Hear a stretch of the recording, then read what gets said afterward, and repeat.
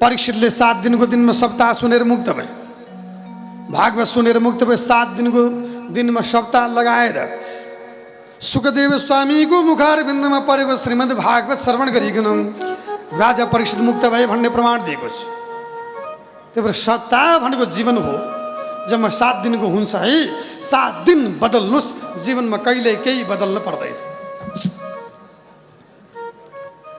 आइतबार चोरी गर्दिन भन्नुस्, सोमबार झुटो बोल्दिन भन्नुस्, मङ्गलबार मन बाणीले अरूलाई सताउन्न भन्नुस्, बुधबार हिंसा गर्दिन भन्नुस्, बिहिबार क्षमा दिन्छु भन्नुस्, शुक्रबार करुणा गर्छु भन्नुस्, शनिबार दुखी गरिबको सेवा गर्छु भन्नुस्। 7 दिन बदल्नुस्, जीवनमा बदल्न पर्दैन। त्यही भएर भागवत भनेको जीवन बदल्ने आयाम हो। 7 दिनको रुटिन बनाउनुस् आजैबाट। 7 दिन बदल्ने आयाम बनाउनुस्। 7 दिन बदल्ने चिज खोज्नुस्।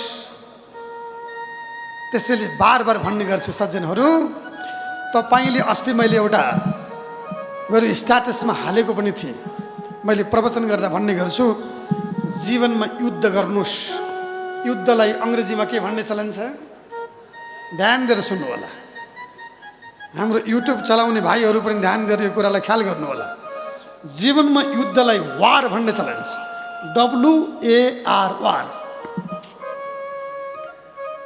WAR भने बुझ्नुहुन्छ?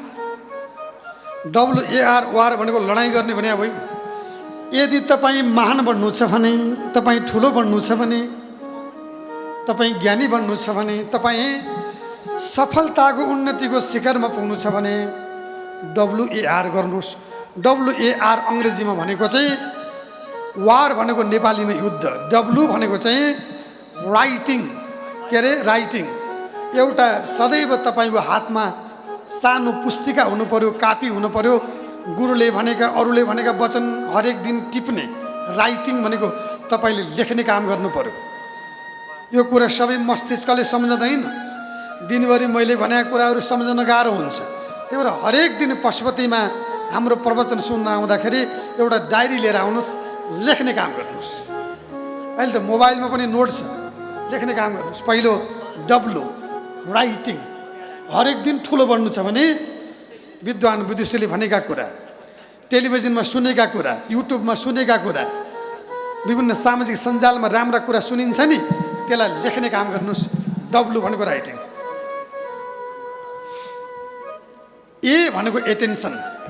ध्यान दिएर सुन्नु होला। A भनेको एटेन्सन। एटेन्सन भनेको ध्यान। बहिनीहरूको ध्यान भङ्ग भयो त्यहाँनिर। म हेर्दैछु प्रवचन गरेका बेलामा त्यसरी फर्कने होइन नि। कहाँको फोटो खिचेको अहिले? ध्यान भङ्ग भयो। मैले एटेन्सनको कुरा गर्दैछु, एटेन्सन भङ्ग भयो। एटेन्सन भनेको ध्यान। ध्यान भनेको अघि नै मैले भनेको थिएँ, जहाँ तन हुन्छ त्यहाँ मन लैजानु, त्यो ध्यान। पशुपतिमा प्रवचन सुन्न आएको छ, मन चाहिँ अमेरिका गौशालामा, मन चाहिँ विराटनगरमा, मन चाहिँ पोखरामा, मन चाहिँ घरमा, मन चाहिँ टिकटकमा, मन चाहिँ फोनमा, मन चाहिँ फेसबुकमा, मन चाहिँ इन्स्टाग्राममा गयो भने एटेन्सन भएन, ध्यान भएन। A भनेको एटेन्सन, W भनेको राइटिङ, A भनेको एटेन्सन, WAR भनेको राम्रो कुराको रिपिटिसन। रिपिटिसन भनेको दोहोऱ्याउनुहोस्। एउटै चिजलाई तपाईँले 36 पटक दोहोऱ्याउनुहोस्, तपाईँको त्यो बानी बन्दछ।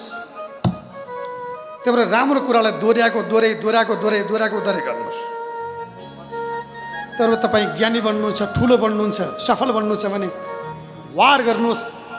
वार भनेको WAR। W भनेको राइटिङ, A भनेको एटेन्सन, R भनेको रिपिटिसन। लेखन गर्नुहोस्, ध्यान दिनुहोस्, राम्रो कुरा दोहोऱ्याउनुहोस्। त्यही हो सफलताको बिन्दु भनेको, त्यही हो सफलताको सार भनेको।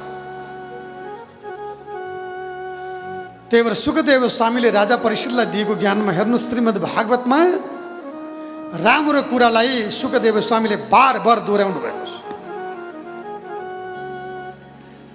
तपाईँ हाँसेर जिउनुहोस्, तपाईँ हाँसी हाँसी मर्नुहोस्। भागवतले दिएको ज्ञान। मैले बार बार भन्ने गर्छु, जो हाँसो त्यो नाचो, जो नाचो जीवनमा त्यही धेरै बाँच्छु। त्यही भएर तपाईँ सफल बन्नु छ भने जस्तो सुकै परिस्थितिमा पनि हाँस्ने काम गर्नु, हाँसेर बाँच्नु। हाँसेर बाँच्नुभयो भने तपाईँ हाँसेर मर्नुहुन्छ।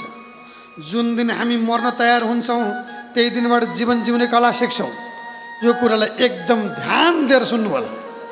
मैले फेरि दोहोऱ्याएर भन्छु, जुन दिन हामी मर्न तयार हुन्छौँ त्यही दिनबाट हामी जीवन जिउने कला सिक्छौँ। हामी जीवन जिउने कला किन नसिके भन्दा हामीलाई मर्न डर छ। डर भएपछि हामी खुल्दैनौँ। डर भएपछि शङ्का पैदा हुन्छ।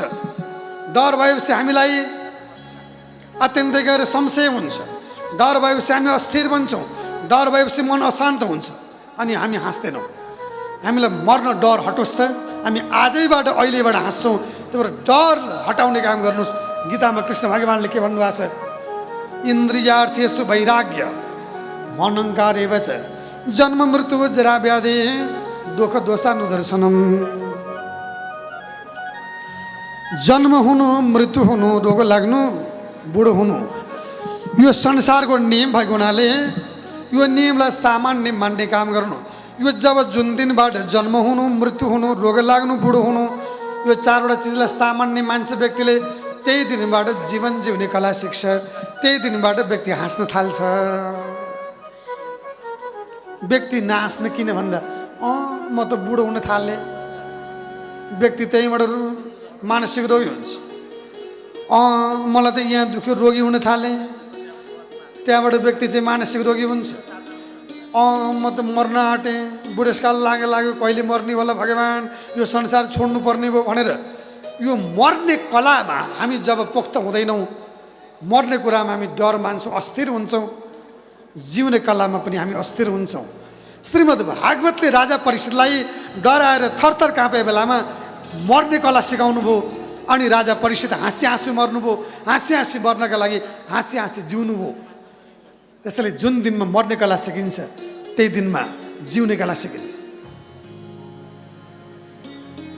सन्तहरू किन हाँसी हाँसी जिउँछन् भन्दा मर्ने कला जानेका छन्।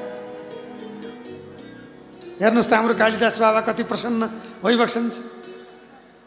जिउने कला मलाई जानिरहेको छ, किनभने उहाँलाई मृत्यु अविश्रामभावी हो भन्ने थाहा छ। हामी मृत्यु अविश्रामभावी हो भनेर मृत्युबाट भाग्न खोज्छौँ अनि दुःखी हुन्छौँ। मृत्युलाई सहज रूपमा स्वीकार गरौँ, हामी त्यही दिनबाट सुखी बन्छौँ। त्यही भएर श्रीमद् भागवतले जीवन जिउने कला मात्र होइन, जीवनमा मर्ने कला सिकाएको छ। त्यही हो हाँस्ने कला, त्यही हो बाँच्ने कला, त्यही हो नाच्ने कला।